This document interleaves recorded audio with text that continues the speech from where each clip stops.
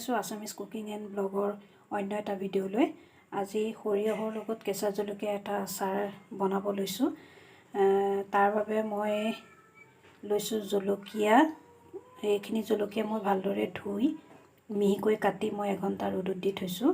আৰু লগত লাগিব নিমখ, হালধি আৰু এয়া সৰিয়হ শুকানে মই গুড়ি কৰি লৈছোঁ। আৰু মিঠাতেল লাগিব, ভিনেগাৰ লাগিব। আৰু এইপিনে মই কেৰাহী বহাই দিছোঁ। এতিয়া ইয়াত মই মিঠাতেল দিম।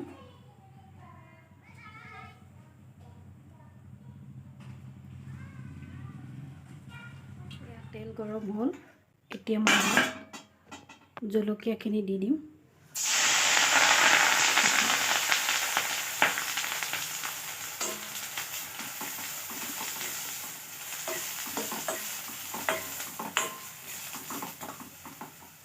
মই জুইডাল একেবাৰে কমাই লৈছোঁ।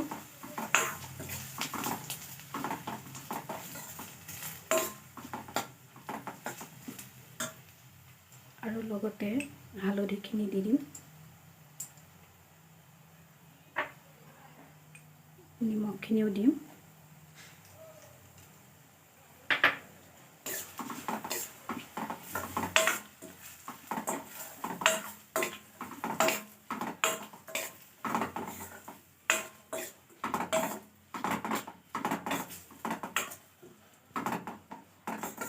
এইখিনি মই 5 মিনিট ভাজি ল'ম এনেদৰে।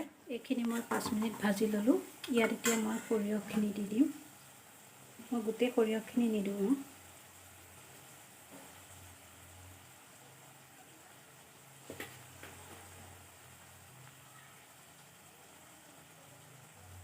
মই এইখন চামুচেৰে 2 চামুচ দিছোঁ।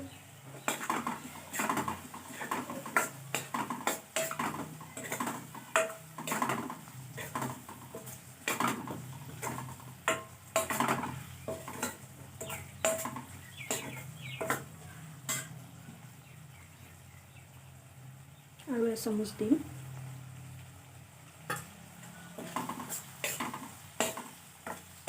মুঠতে 3 চামুচ সৰিয়হ দিছোঁ।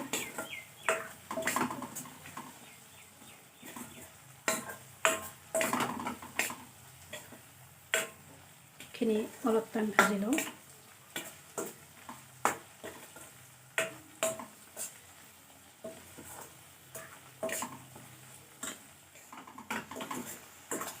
এইখিনি হৈছে। ইয়াত এতিয়া মই এইটো কাপৰ আধা কাপো নহয়, তাতকৈ কম ভিনেগাৰ দি দিম।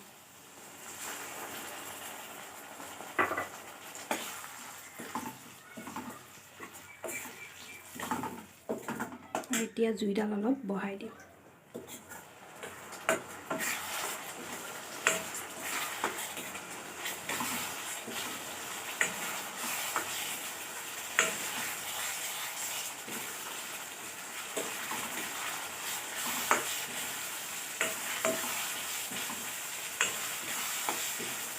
এইটো আচাৰ ৰুটিৰ লগতো খাবলৈ খুব ভাল হয়, ভাতৰ লগতো খাব পাৰি।